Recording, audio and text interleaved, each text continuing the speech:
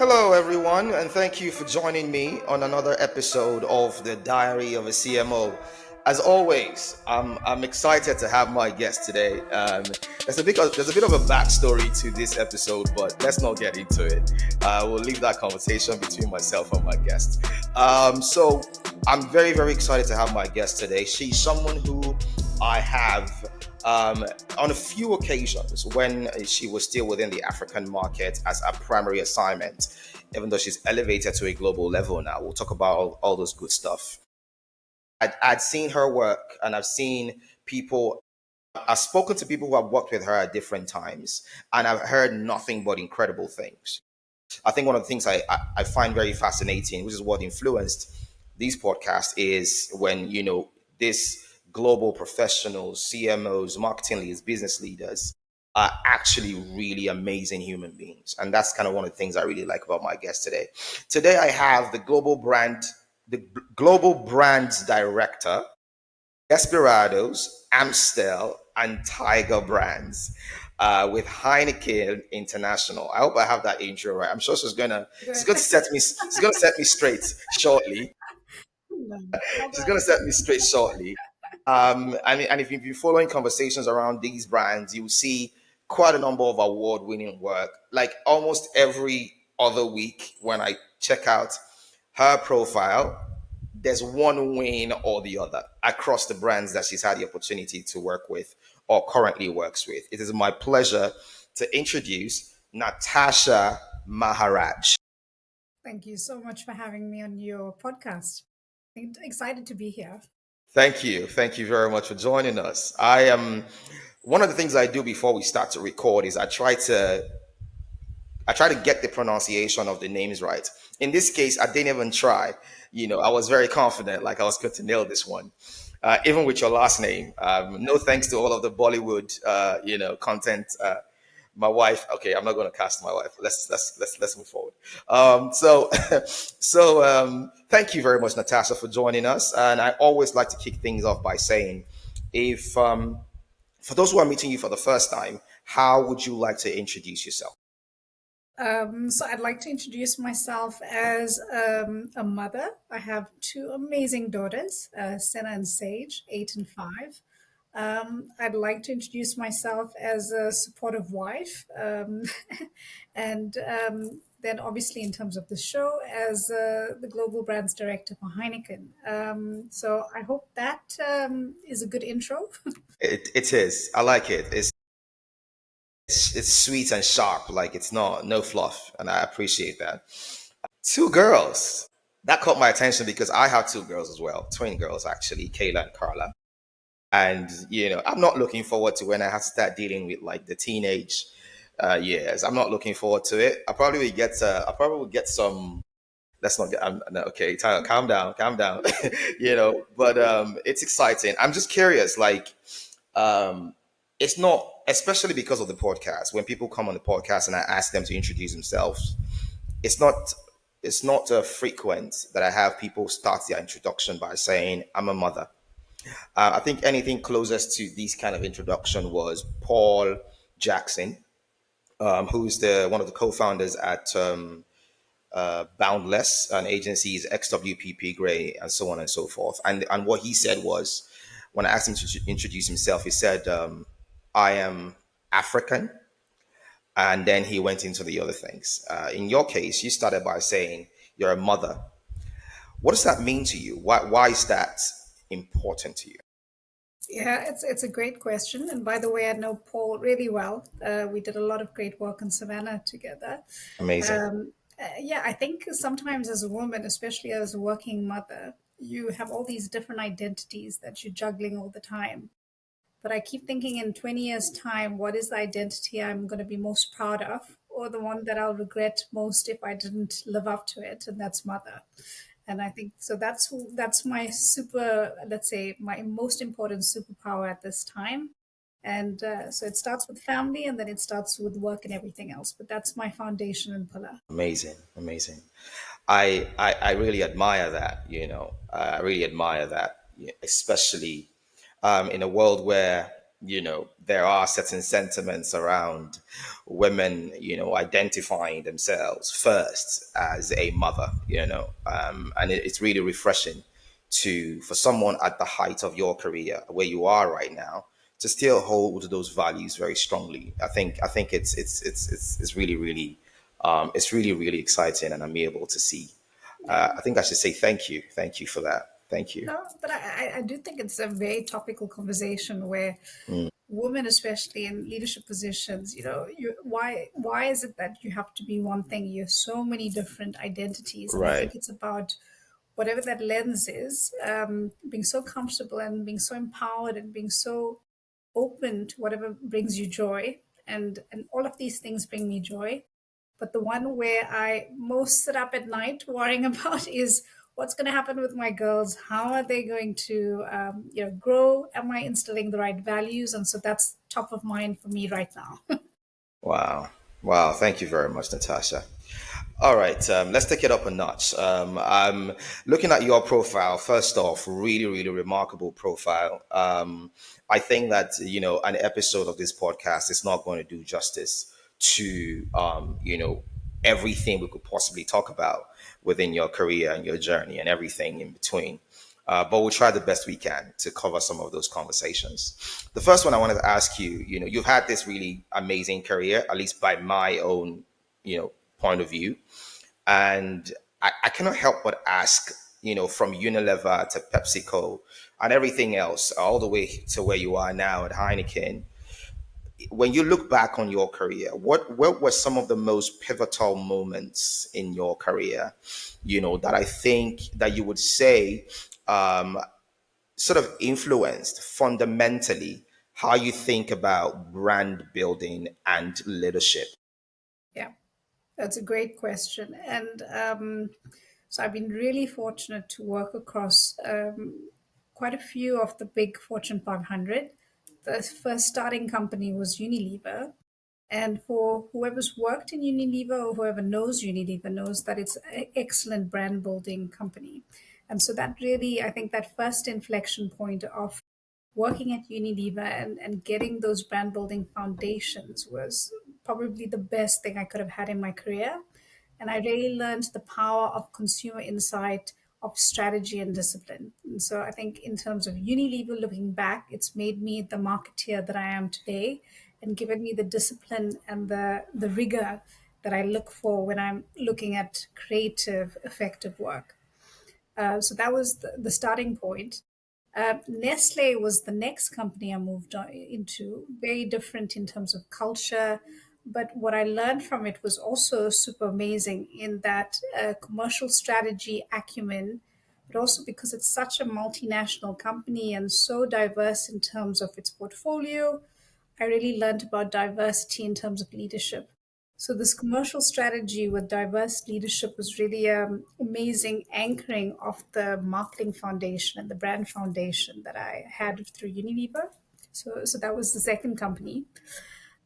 Third, I'd call out would be Distell actually, because Distell, in terms of managing a portfolio of African brands. So Distell, for those that don't know, was a local liquor company, quite big in terms of spirits, RTDs or ready to drinks, as well as wines. And so I was marketing director there for about 8 years. And during that time, we grew brands like Savannah, which is cider in the country, to the most iconic, one of the most iconic brands in the country. And it was really about how do you learn local context? How do you understand consumer insights and culture and pulse and combine that with commercial outcomes? So, how do you drive business results with consumer love and brand building in a very Right. cultural context? So, that Right. was, I think, one of my best MBAs that I could have had on the job. And then now in Heineken, which is an amazing international, global, well known company, it is about global strategy. It's about shifting from execution to big strategy setting and prioritization and global impact at a mega scale. And I think that's been such a amazing building blocks to each of my career ladders, as I call it. So Wow. I've been Yeah. very privileged in this journey. Thank you. Wow. Amazing. I mean, the Unilever conversation, everyone who I've spoken to who has had a stint at Unilever always makes sure to talk about this. And I think one of the other companies that is mentioned as well is, I'm not sure it's Distell, there's another PNG is usually PNG, yeah, PNG, absolutely, yeah, yeah, yeah. When you talk to, I mean, there are CMOs who say that when they are trying to hire, and they look at the resume or the CV of the person, and they don't see any of these companies there, they kind of automatically start to zone out. I'm telling you, like it's incredible, and I think that's a big testament to to those companies and how they are able to really the level of impact they've had on marketing leadership, across the world and of course in Africa as well.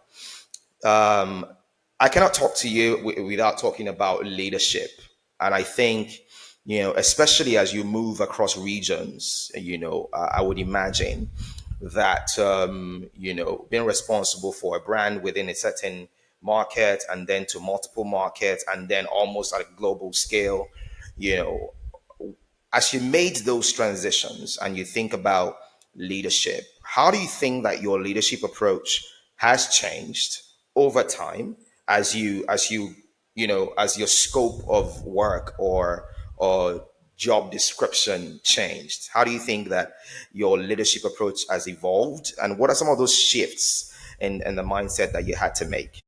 Yeah, it's an excellent question. So, when you're starting off your career, it really is about me, myself, and I. And I think early in your career, and Unilever, I mean, they hire stars, so we could be stars among stars, and it really is about proving self. And so it's about focusing on outcomes and pace. I'm South African, so also very fast paced, and I dare say a bit transactional in terms of, yeah, everything's about how do I get to where I want to get to. Over time, I think my biggest aha, and especially the shifts internationally, the shifts in different types of roles, the shifts exposing me to people of so many different cultural contexts, is that empathy, real understanding, and being present is important leadership attributes that I think are super more valuable than I estimated in my early part of my career. And this creating trust and psychological safety and space, because when you're safe and when you have this trust, your ability, and especially in a marketing space, to create becomes boundless. And so, if you couple that obviously with championing commercial and cultural success, then you just have a recipe for success in terms of business. So, the biggest shift, if I had to summarize, was moving from me, myself, and I to this empowerer of teams of people. And if I use an analogy, it's moving from a captain steadying my own ship to a coach on a football pitch, really trying to drive everyone else to the goal and on Wow. myself, and Wow. a cheerleader at the same time. And I think that's brought me the most amount of just happiness, moving from Wow. being selfless or selfishly driven to, yeah, really worrying about the collective. And I love that. Wow. Wow. Interesting. I think that's a very interesting leadership, concept in terms of your success as the leader is in the agency of the success of others. It's almost like, it's in serving others to succeed that you can then say that you have succeeded.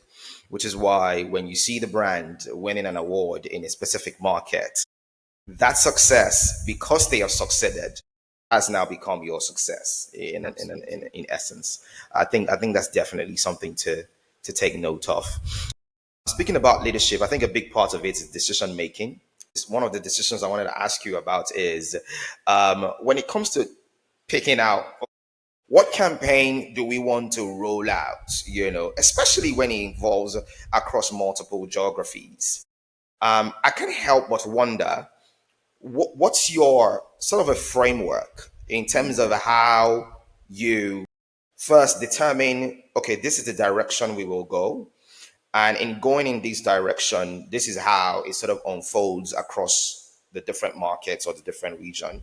Maybe not in great detail, but at least some kind of framework or principle that guides Yeah. that type of decision in terms of what campaign direction are we going in the case where you have to look after multiple markets. Yeah, no, that's a great question. So the first thing is it a big strategy or vision? And that's the first thing, that's my first filter. And is it connected to the brand essence or the brand in the bottle, as we call it? So when I'm evaluating any campaign, any brand, any big platform, that's the first, is it aligned and is it a big strategy? The second is in terms of the ability for it to live beyond 1 year. So, how sustainable is this Okay. idea, this big Okay. idea that usually an Okay. agency would pitch? So, is it aligned? Is it sustainable? Is it something that will continue to live back? And I won't look back in 5 years and think, oh my goodness, that was a bad move. And then the third is, can this really live in culture? And can it live omni-channel? Because days of traditional TV where a creative presents a script and okay, is this actually linked to the zeitgeist of whatever is happening at the moment, and is this in Right. culture? And is the Right. idea big enough to live on for 5 years with different campaigns or iterations of it? So those are the three sort of, let's say, freedom or frameworks that I use, and then we have freedom within platforms or Interesting. brands or campaigns over the different years. So number one is that does it tie into the strategy or the big vision for the Yes. brand? Number two is that can it stand sort of the test of time? Can it transcend a Exactly. year? Can it transcend 2 years or whatever timeline we're looking at? And then the third one was what? Oh, the third one is, can it live in culture, Can and it live in can it culture? transcend omni-channel? Got it. Is this able to infiltrate different contexts, different channels, and Interesting. spread? So that's Interesting. my test, especially with different campaign ideas that agencies pitch to us. And I think the culture bit, I think it's very important. I think that would be my sort of like my favorite one because you are dealing with multiple cultures, yeah. So it becomes really, really important that this idea is, flexible enough or has enough breadth to be able to accommodate whatever whatever modifications we make as we go across multiple cultures. And I was having a similar conversation with I think the marketing director Safaricom PLC, Zizwe, incredible human being. And she was talking about some of the in looking at Africa, and trying to figure out the ways they take the brand across all of these markets in a way that's meaningful to each of those markets. Speaking of culture, um, I think culture is one of those conversations that as marketers we're going to continue to have until whenever. It's always going to feature in every marketing conversation. Um, I want to ask you. You have obviously led a number of campaigns, that have not only just sold products or have commercial impact, but also sort of shaped culture in a way. I think one of the case studies I've seen is the Savannah one, and you mentioned that earlier. Your work that you did with Paul and the team. To also Desperados as well. I'm curious to ask you, when you think about building brands that are culturally relevant, beyond the business case or business Mhm. performance and all of that stuff, when you think about building brands that are culturally relevant, how do you approach that?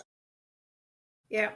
Um, I think the first is being able to connect to a core human truth and really to delve quite deep into the inside, such that it's something that can resonate across multi countries, multi people. It's such a core human truth that it stands true for everyone. Um, so I think that's the first thing, and that's something I learned at Unilever, is that if you really strike a core human truth, the ability for that to transcend, over culture, over countries, is always possible. what I'm learning, especially now, and with Savannah and Desperados, as you mentioned, which is a flavored beer in Europe, is that culture moves even faster today with the fact that we have everything Right. digitized. And Right. so, as marketeers, as humans, we need to listen even faster. And what I mean by that is, how do we embed ourselves in cultural conversations and not just campaigns? So the days of campaigns are gone. And now we enter cultural conversations, and going from one campaign a year to many cultural conversations that a brand enters and needs to be allowed to enter is now the shift. And so, what I mean by that is, like Desperados, it's a creator led platform, meaning we give our brand to 60, 70 creators and we say, go and create, versus the traditional mechanism of taking a brief, giving it to an agency, pitching, coming back with ideas. We actually asking nail technicians on Instagram and Hyperbeef platforms to develop what would Desperados look like for nails and music. And so it's changed quite a bit. I think, yeah, so for Desperados, it's definitely about communities. It's about building with authenticity. It's not about creating a campaign and then landing it in a channel. It's now about understanding what communities we want to belong to and then creating that content for those communities. So it's quite different. Savannah is an amazing example because I think during COVID, the reason for the success of Savannah was it became so culturally relevant because it was a brand listening to the nation, listening to the need for humor in a moment where during COVID there was no humor, but finding it in a way that was so culturally relevant that it not only became a zeitgeist iconic in that time, but it also led to amazing commercial impact. And so, yeah, my big message is culture moves faster, listen faster, and co create with communities versus the days of traditional I'm the client, you're the creator, create on my behalf. It's changed fundamentally. Man. Okay. So, I mean, I'm a marketing student, and I think I would be for a very long time to come. Um, I think there's a vain side of me who wants to be a billionaire, but I'm not sure that marketing is going to do that for me. But that's a different conversation. However, I love marketing, right? And I think that is one of those career paths that it's extremely important that you love what you do, because you have to connect with human beings. Like, and if that level of so-called love or whatever is not coming through, it most likely will fall flat. Why am I saying this? As I listen to you try to sort of break down, your response to the question, I absolutely love the concise nature of it, the sort of bullet point by bullet point nature of it, because it makes for very easy comprehension. Mhm. And I'm sitting here thinking to myself, like, okay, when I'm thinking about brand building, number one is the human truth element. Number two is to listen faster because culture is changing faster today. Number three is to figure out, okay, by virtue of listening faster, you can figure out ways to embed the brand in cultural conversations. Number Exactly. three, transition from one campaign to multiple cultural conversations through the Exactly. use of partnerships with creators like this, like the examples you gave about Savannah. For me, it's like it's this is nobody. You don't need a textbook anymore, right? Like, just take this framework. Just take this framework. Just You're such a good lister. You just taken everything and translated it. I think you and I make a good combo. So, I take that as a compliment. Thank you very much. I mean, I absolutely love this. Thank you for that answer. It's very, very concise. I wanted to transition still on the conversation about brands, and that intersects between brand and culture. It's the conversation about purpose, right? It's almost like someone said to me that, man, forget about it. Culture, purpose is now performative. It's almost like, it's now cool to say that you are purpose led as a brand, and it's why I wanted to ask someone like you who oversees is why I want to ask someone like you who oversees these types of these huge brands is how do you evaluate whether a brand or maybe your brands are truly um you know are truly that purpose is truly embedded in what the brand is doing. How do you ensure that? Because again, I mean, in, maybe not the best excuse, but you've got performance targets, commercial targets, you've got market expansion or whatever, you've got all this real business objective, if I may put it that way. How do you ensure that purpose still sits, if not at the center of what you're doing, but somewhere in what you're doing? Yeah. So I think the first point is, or the first thing I'd respond with is purpose is super important to me. But I'm also not happy when people try to just plaster purpose on, especially on brands. You are the perfect Well, person to have this yeah, conversation with then. we are a purposeful brand. And if you understand the industry that we're in, alcohol, you have to be even more careful, even more authentic in terms of purpose driven brands and communications. So I'm hypersensitive to it because one, my bullshit radar goes off. But two, in terms of, there's a responsibility as a brand builder, but also for the company. So for me, what I believe is that if a brand is purpose led, it must live in every touch point of the brand. And so can I say every single brand that I work on is purposeful? No. Are we trying to achieve that? Yes. And in terms of purpose, it needs to be something that is deeply embedded in the DNA of that brand. And it can be like, I mean, I'll use the example of Savannah back in the day, which was how to bring humor to a nation, which you could say is that purpose driven. Yeah, people are not happy. Yeah. Humor brings a level of happiness, comfort, connection. The same with Heineken. They've spoken about bringing a socially connected world. People are spending more time than ever on phones. Bringing people together in bars just to have a chat and to connect again is quite an amazing purpose. But again, it needs to be so embedded in every single touch point that we as marketeers bring to consumers. And so I'd say for me, living purpose means living it in every touch point, living it authentically, or consumers will call bullshit. And so it's super important that you understand it, you're single minded about what you are and what you're not, and then you're consistent about it. Consistency. Consistency.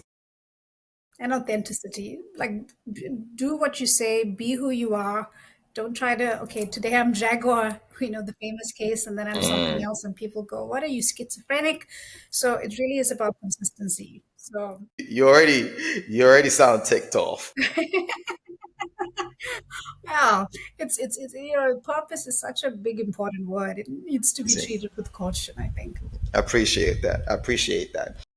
Speaking to your point about being a category like the beer category, a cider category, um, it takes me to my next question: is how do you keep mature brands fresh and maintain relevance, especially with younger consumers who are just coming into that sort of drinking, eligibility age, if I put it that way. Because it's especially with the kind of brands you're working on. These are global brands it almost, and I can mention a number of brands that I've seen struggle with this question, with this, in terms of being a mature brand in a mature category and trying to stay fresh and relevant as new segments of consumers emerge. I've seen brands like that struggle in the Nigerian market, as an example. Stouts struggle with this with the younger consumers, so that's why this question I think is really important for me, is that how, even as you are overseeing these big mature brands in these mature categories, how do you keep the brand fresh and maintain relevance even with new sort of, consumer segments emerging? Yeah, it's a timeless question. Well, I think it goes back to, and I think about every time I've entered a brand, going back to the DNA of the brand. What is the archetype? What makes this brand tick? Where did it become famous for? And like a person, that truth, that DNA of the brand is so important to maintain and keep consistent regardless of whichever brand manager works on that brand. There's always a joke. I remember my managing director used to say, every time there's a packaging refresh, it means that there's a new brand manager on the job. But Goodness. but the truth is that DNA needs to be maintained, consistent, and kept as that golden thread through the years. Context changes, culture changes, and so the second point is about beyond the DNA, the core human truth. The truths at that time evolve, and it's if you always are latched onto that core human truth, you're able to express that in a new, fresh format. I'll use the example of Amstel, which is an amazing brand in more than 80 countries. And this brand was known for connecting and bonding. It was actually made by two friends, and that's how it was brewed. And Interesting. so the whole timeless connection has been about the authenticity of these two connecting over a beer and their friendship. And during the years, and even right now, we've just created a campaign that's a global campaign for Brazil and for Romania and for South Africa and for other markets. And the core of it, the DNA is about this bonding and connection between friends. How it shows up is totally different from maybe 50 years ago. But that core human truth that more than ever you need these quality connections and people that really see you, people that really know you, and that's when you're the best version of yourself. That core human truth is still timeless, just Yeah. showing up in a very Yeah. different way today in this Yeah. world. And so I think, yeah, if you are able to find that DNA, find that timeless truth, make it show up in the freshest format of the culture and context today, then you continue to create authenticity and build communities because you find that magical point between legacy and DNA and relevance and novelty of today. And that's when magic happens. For me, when I've sat back and looked at a magical piece of work, you see the thread of that brand, and then you see just how you've taken that and created this new story with the old story. Yeah, it's just wonderful. So that Wow. that would be my answer to it. Wow. Wow. Thank you. Thank you very much for this. Quick segue to this question would be sometimes, companies like, Heineken, or maybe not Heineken, but, conglomerates who have sort of a household of brands. Sometimes I think it's called portfolio strategy, and then how do you, you're already smiling because you know where I'm going with this, right? So So so it's almost like when you approach product innovation that way in terms of a portfolio as innovation as an outcome of a portfolio strategy, mhm. it suggests that, purpose and essence and DNA might be missing. But is there a way to still incorporate, these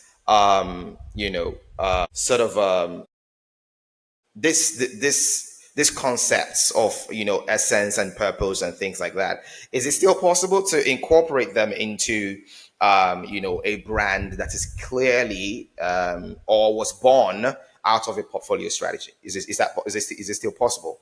Yeah, absolutely. I think in terms of the starting point is again consumer insight needs. Where is there a gap in terms of meeting needs as a marketing company, consumer team, and then building on that these demand spaces where consumer have a collective need. And so this the portfolio strategy emanates from these collective needs which needs to be met. And so products, innovations start to form into these portfolios to meet these needs, and they could be different demand spaces. So the starting point is always consumer. The starting point is always insights that are how do we serve a need for a consumer. And then from there, as you build out the brand, it's you integrate the insight with the need, and then how the brand role and the essence of the brand might show up to help solve that need. So I actually feel like we are psychologists, we therapists for consumers, just Right. bringing products in a way. Yeah. But purpose obviously needs to be built into that, and how deeply you build purpose into the portfolio is a choice, like any marketing or portfolio strategy. But it is possible to live together. Okay. Okay. All right. My final question on this section before I transition to the next section. For those wondering, I like to structure my questions in different sort of sections. Anyway, different conversation. But the final question for this section is, if you could, more of a, just a call it a sidebar. If you could erase one brand marketing trend from existence, Natasha, what would it be and why? You already told me I got a bit feisty and a bit upset about it. All right. Okay, okay, okay, okay. Yes. Purpose. But no, I love purpose. Oh my God. Everything we do is purpose. I You're hate right. purpose washing. Yeah. Where people Right. just go put this on, oh, we've done purpose. Purpose is All right. about impact. Purpose is about following it through. Purpose is about consistency. And so I hate shallowness, and I hate like non-savvy brands that just go, we've done it, but there's no walk the talk. And so for me, if you're going to do purpose, do it properly, because otherwise it's purpose washing, and that I'd erase. Purpose washing. Okay. I'll add that to my dictionary, my marketing dictionary. All right. That's cool stuff. Now I want to talk to you about more strategy, innovation type stuff. Alcohol is a highly regulated, competitive, fiercely competitive, if I might say. So How do you push for creative bravery while balancing compliance, responsibility, and mhm. commercial impact? It's a fiercely competitive, highly regulated category. So sometimes those two tensions can really start to determine what we are doing as brands in the category. So the question, therefore, is how do you push for creative bravery still while keeping these elements of, compliance, responsibility, and commercial goals in mind? These are really smart MBA questions, hey? Friday afternoon. No, I like it. um, yeah, so I think as I started saying, in the alcohol category, we're even more responsible and even more aware of what we say is to consumers is so important. So I think I'll start there. My belief, and I've seen it, is constraints fuel creativity. What do I mean? A tight brief makes a creative even tighter. Clarity in terms of where this is the framework and this is how far you can go makes it even tighter, because you know the space you need to create in, and it's amazing the creative potential it unleashes. In the alcohol space, we are more than just having or consuming alcohol. We're about immersive experience led campaigns, activations. So we're about experiences. And so I think it's super important in terms of this created space, how to make sure that in building a very clear, smart, clear brief, train brief, I'd even call it, we do so playing boldly and responsibly. And I think that's always such a amazing brief for creative, if I may say so myself, because it puts the boundaries in. And we've seen amazing work come out from, other even competitors, ourselves, Desperados. We had this fantastic creative idea which has come out where we've launched a music video on Spotify as our relaunch. And that came out of a few constraints, including budget. It's not just compliance, but budget as well. And so creativity is actually unlocked with more constraints, if I have to be honest. So I welcome it. And we also put it out boldly, and we play boldly and responsibly.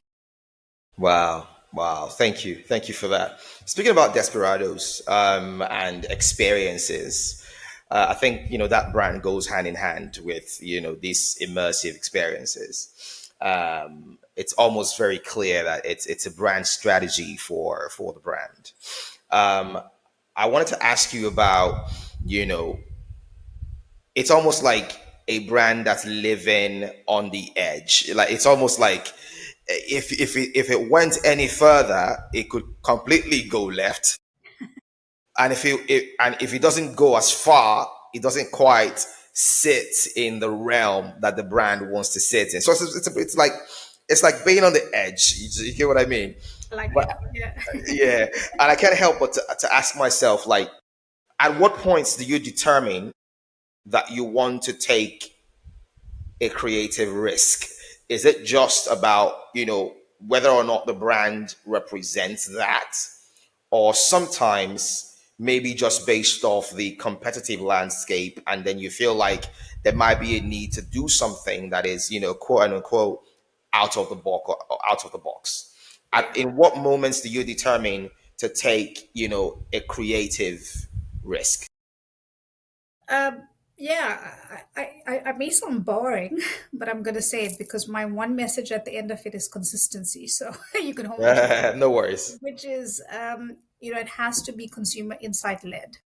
If it is something that is connected to what we're seeing in terms of needs and consumer insights, and if it's something that's super relevant and happening in culture and is a linking or has a linkage to the brand and the brand DNA, we go, why not? So that's the first question that I always think about. Is it insight led?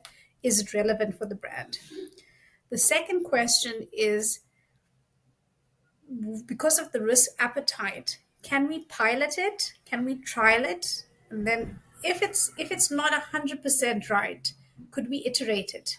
If it's not quite working, but we could take the kink out of it, versus should we need to put like 5 million euros down on something and we're not sure if it's going to bomb immediately. So that ability to be able to pilot, trial, rework it if we need to on the go in real time.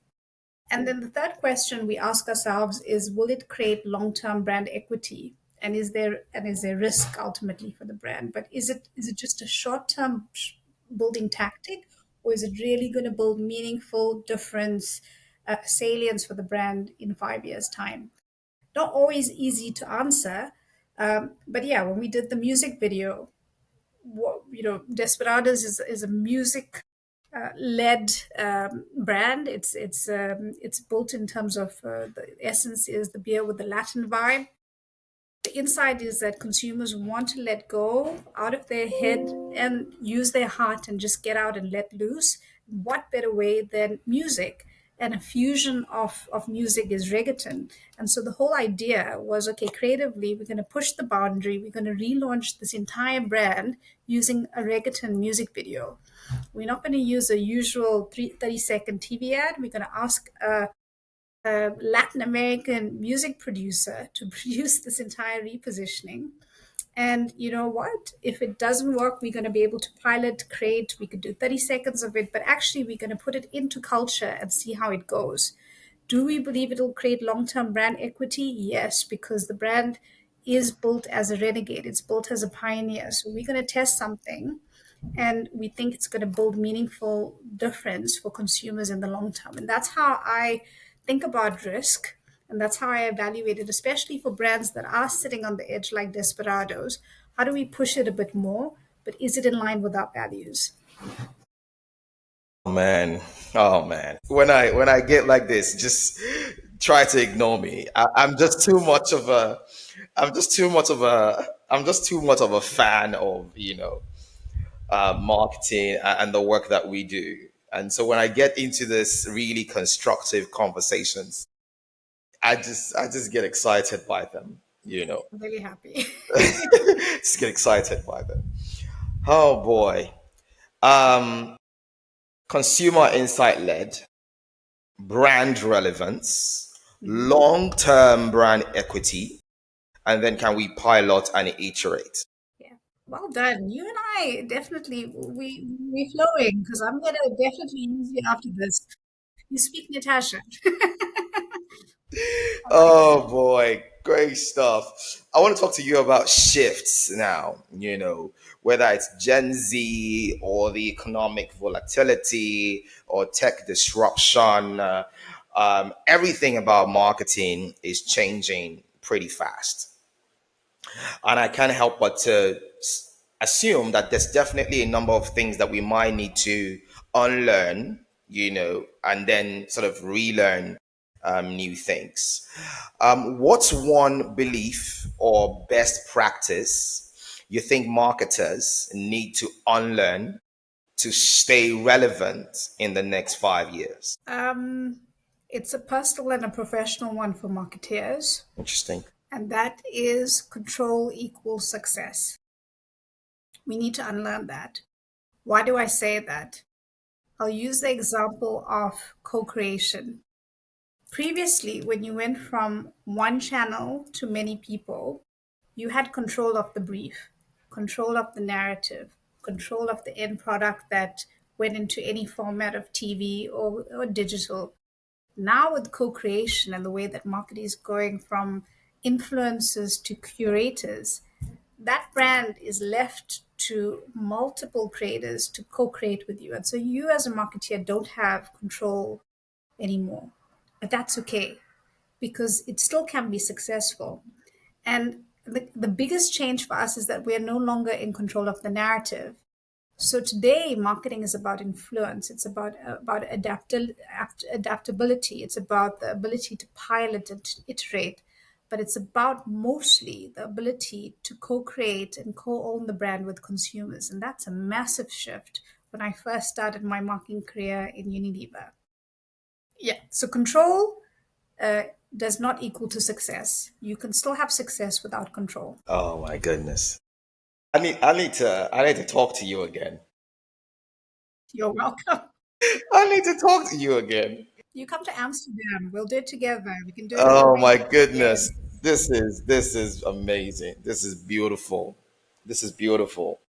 And it's so instructive. I think that's what I'm enjoying about this episode. And again, I always like to say that, when I'm these podcasts, I have a selfish motive. And it's that I want to have conversations that I would like to have, and only hope that someone out there, finds it useful and meaningful enough to want to listen. um I hope that, by the time the podcast hits a million subscribers or a million listeners, I don't start, pandering to what, people want me to talk about. I really hope so, because that's the danger of growth with this space of podcasting. But Absolutely. in the time that I'm still, it's just me, myself, and I, I'm going to keep it at that, which is why I'm really, really enjoying this. And thank you very much. Well, thank you for making me feel so special in this so meaningful. You're also making me a bit shy, so thank you. Oh my goodness. You don't have to be. You don't have to be. Um, I always think about, one of the things I like to talk about when I talk about leadership and, innovation and building brands. I always think about, you know, cross functionality, when it comes to building agile cross functional teams. Mm. What have you found to be the most critical elements to getting, the different teams to actually work in sync? I've asked agency leaders in the past, especially agencies that have a group proposition where there's a creative agency, there's a digital agency, PR, and then they come to the brand to say, we've got this group of agencies with this distributed expertise that we can bring together to really serve your brand. It always makes for a good slide during the pitch process. But I think that most of the time when rubber meets the road, that cohesion is most of the time missing. This is me asking you that same question, but from your perspective as a brand leader, how do you what do you consider the most critical elements to getting your commercial, stakeholders, your creative stakeholders, your brand stake? What are the most critical elements to get these teams to actually work in sync? Yeah. I guess the first thing is, do you believe in cross functional teams? And the answer is yes, I do. Why? Because diversity of thought, diversity of skills, diversity of just thinking just makes anything better. So that's my starting premise. So collaboration and diversity of teams coming together in a team of teams is amazing. What fosters and enables cross-functional teams? Because as you said, it's bullshit until it actually happens. What I've seen is the first is trust building. You can't be the best version of yourself and then let alone work in a unit or team without creating strong trust. And that means spending time on the relationship. I've learned a lot about that in the Netherlands. The Dutch are super relationship driven, and I've realized the difference between having a transactional, we work together to get shit done, versus actually building a relationship, which means like really caring about the other person. It's still work, but just caring enough to build a relationship beyond just the thing you're doing. And so I think that trust and relationship building is super important in any teams, agencies, other cross-functional teams environment. The second is this collaboration, which is what are we trying to achieve and what are the different expertise that each area is bringing. I'm bringing the marketing knowledge and input. You're bringing the production thinking, so really having a clear idea of what each party is bringing, why their expertise is so valuable in whatever project we're driving or campaign or whatever it is. And then really having that mutual respect, but also that roles and responsibilities clarity. Most of the times things go tipsy because people just don't know who's doing what, and that clear roles and accountability is not set at the start. And I've seen it happen multiple times.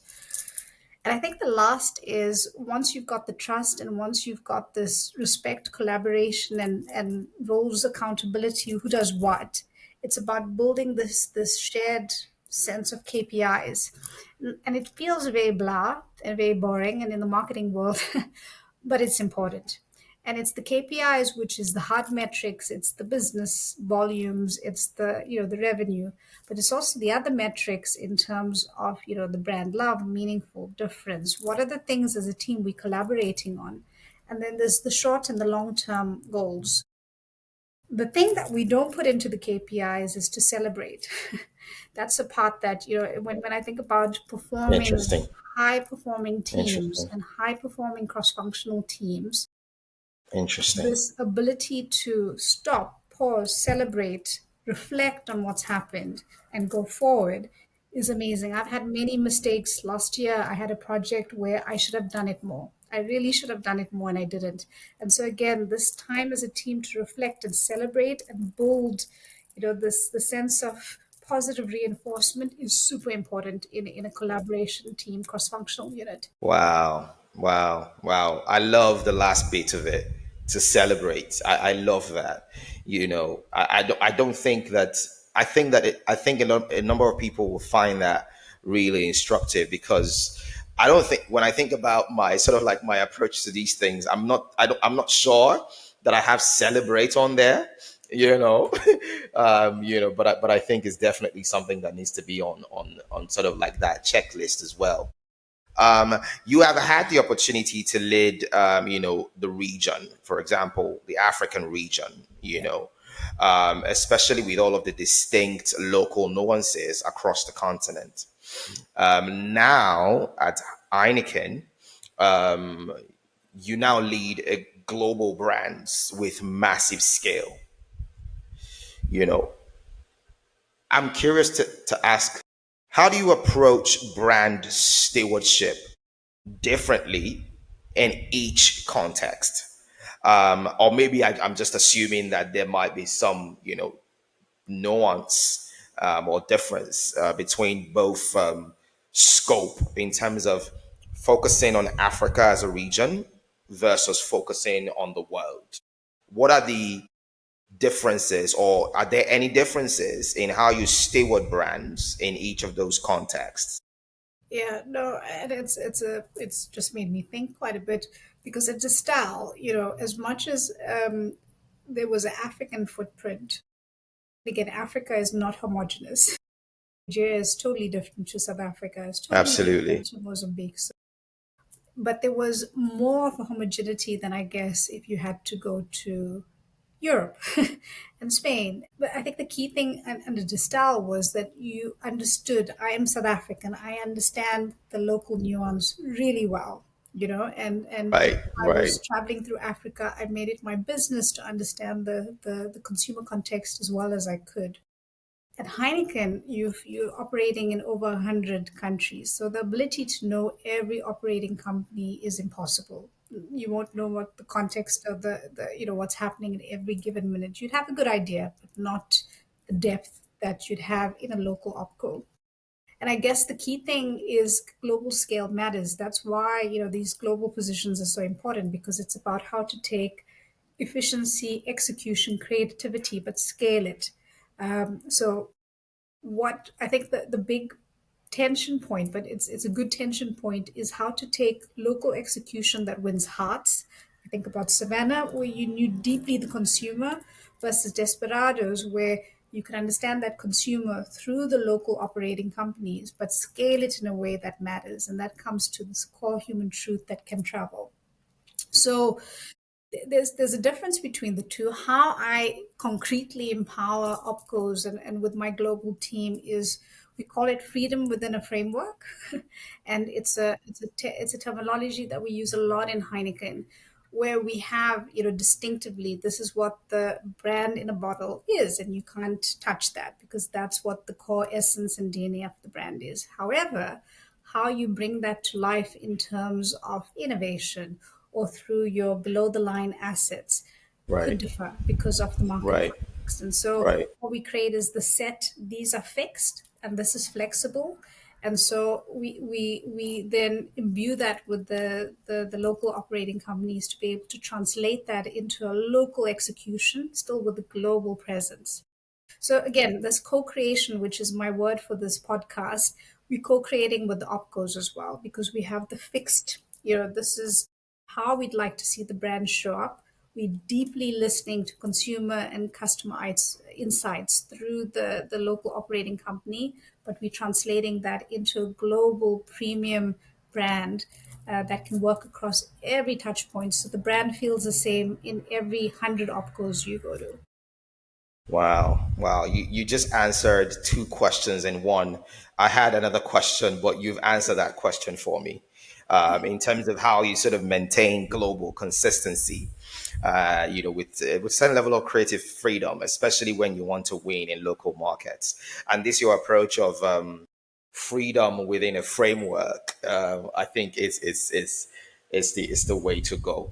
I wanted to dial back to teams, and I think that it appears to me that you have had the opportunity to lead teams with very bold thinking and creative bravery. I can't help but to wonder, what do you do as a leader to create a team culture that's both creatively ambitious and commercially accountable? I think that there's a lot that people can learn from marketing leaders like you who have had the opportunity to lead a very broad spectrum of teams across different levels. So, having led bold thinking and creatively brave teams, what do you do as a leader to create a team culture that's both creatively ambitious and commercially accountable? Just love your questions. They are so pointed. Ah, thank you. Thank you very much. Thank you. I've said this now during the podcast where to be able to create the best team environment, it starts with a very core human insight, which is psychological safety. Because you think about it as a human, as soon as you feel a level of psychological safety, I'm comfortable in the job I'm doing, I'm safe with the team, I feel trust, I feel that I can be who I want to be, I feel that I can function within this team environment. That's almost the baseline. So setting up this, you're trusted, you're respected, your feedback is valued, is like almost the baseline of I've learned to set in the team. It's come with lots of hard knocks, believe you me, lots of feedback, but I've seen this now over multiple teams that I've worked with, that you need to intentionally set that.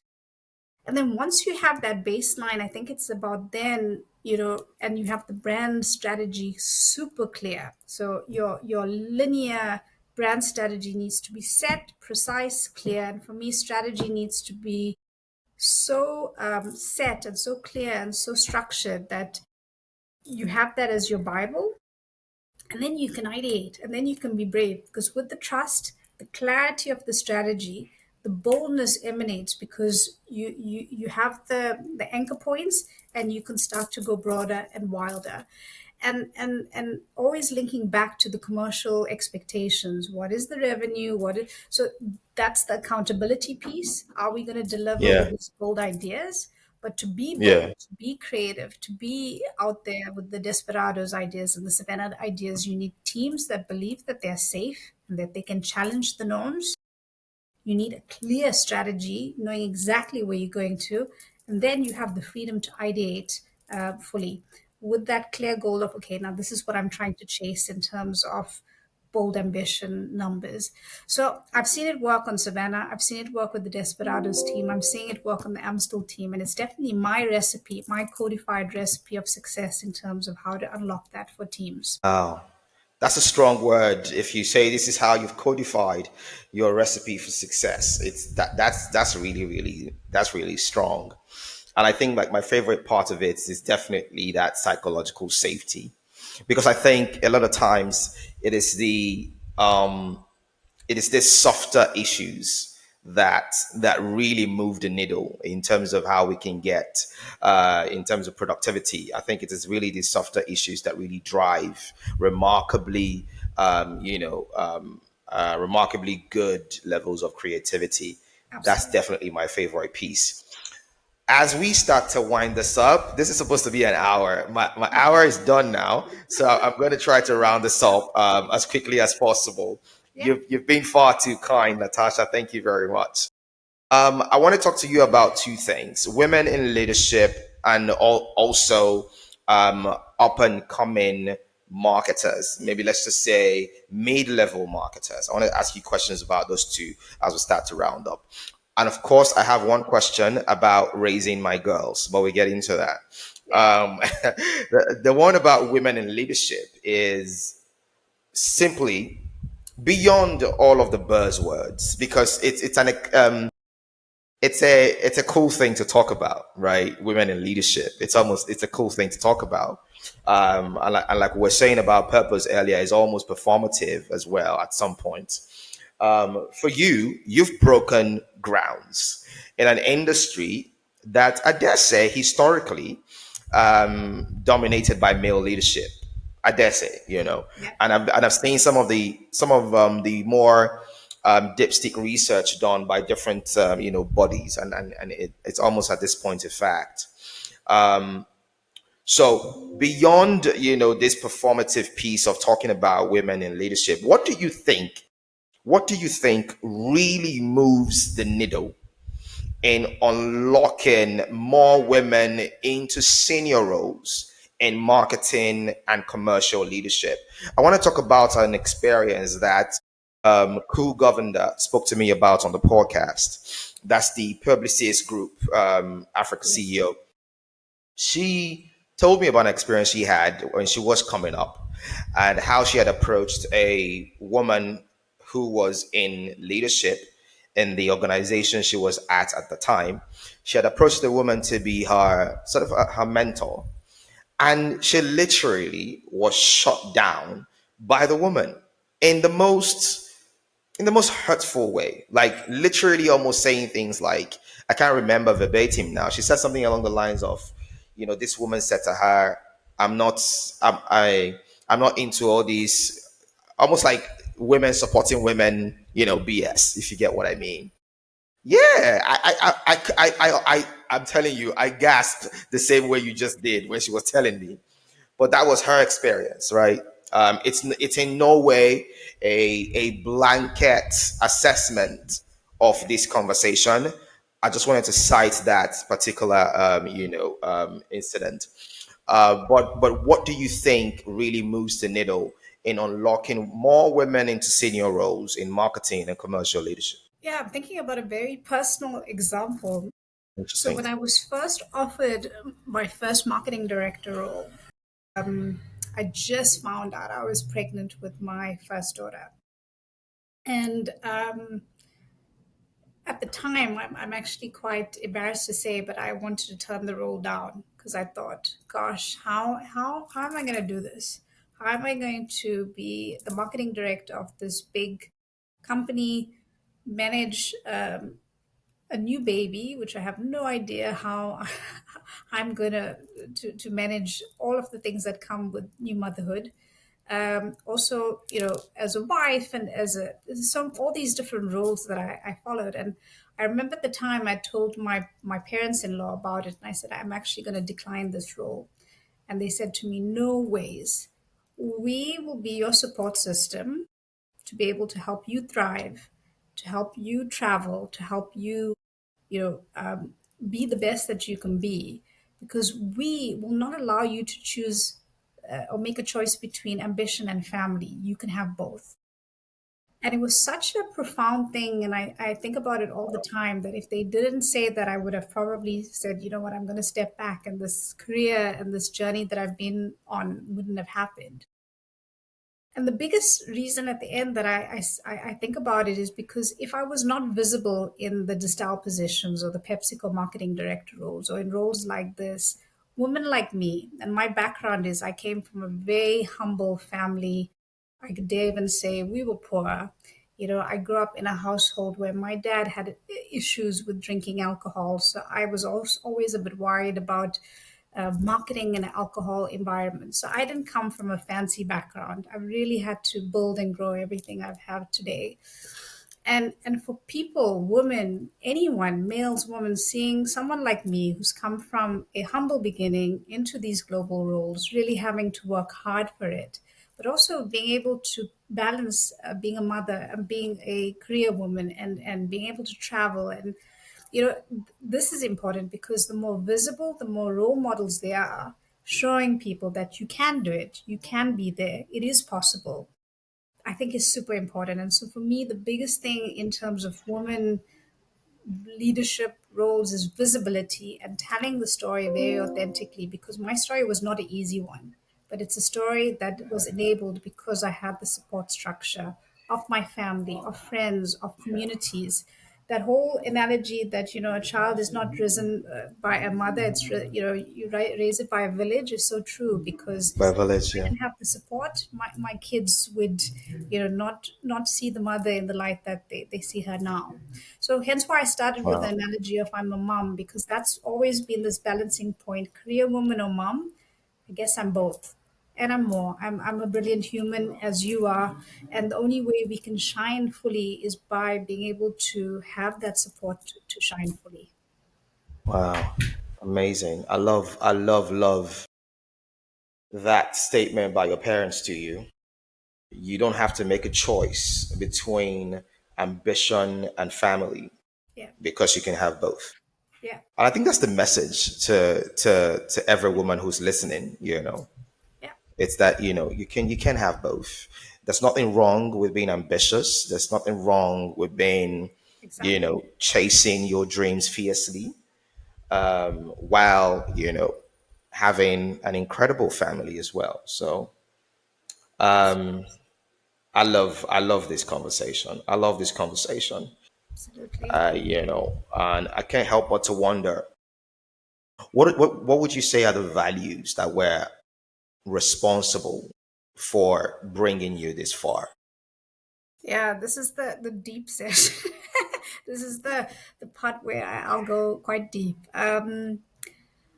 Look, I think coming from a very humble beginning, you learn to work really hard. You know that you just not, it's not going to be handed on a plate to you. So you need to know your shit and you need to know, so, knowing your craft, learning the numbers, being super good. I think that was the starting point. I was really lucky to get into a company like Unilever. No, they were lucky to have me as well. Now I know that. But at the time, I was super happy to be learning the craft and learning all of that. And I think that's the first thing.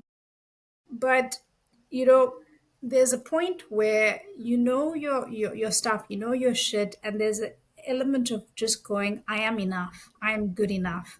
I'm not the young striving female that came from a very poor background somewhere in South Africa during apartheid, where I was not recognized as someone that should be in this type of position. I'm now an empowered woman, global leader that has the right to be here. I've earned it. I deserve it. I'm enough. And that imposter syndrome is something that I've had to struggle with quite a bit through my career, to be honest. But now I could say I've just hit 40, having two kids. I'm owning that. I'm owning the fact that I've had this hard, tough journey and it's made me who I am, in feeling that you're good enough, learning to speak up, because for a long time my voice was quite young girl. And also if you see me in person, I'm quite a tiny, petite, but it's about the quality of what you say. It's about the truths that you have to say, and it's about owning that voice and not being afraid of it in any room. So that's super important to me that I would share. Build your tribe. I've learned that I don't always fit in. In South Africa, in Stellenbosch, I was a unicorn. I've been a unicorn in many different types of environments I've been in, but it's okay. You will always have your tribe. As long as you have the centering, as long as you have the tribe, and as long as you have this purpose. For me, the purpose is service to others. I hate purpose washing, as I said, so I won't bullshit here. It really is that coach to captain or the captain to coach analogy of seeing others at their best. That's what drives me. So I think those are the things I would say to myself in summary is know your craft and learn it well. You're good enough, and don't be afraid to speak up. Your voice is important. Wow, man, thank you very much, Natasha.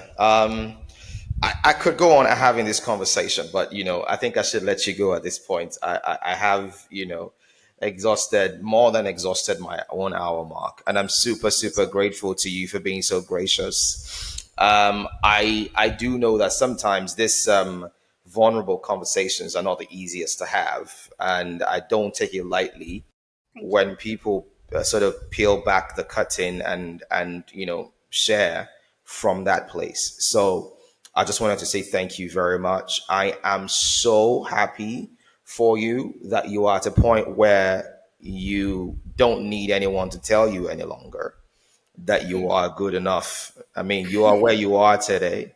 You're good enough. You have what it takes, and you have no reason, as they say, to dim your proverbial light, if I put it that way. I think one of my favorite quotes is one that had to do with our deepest fear is not that we are inadequate.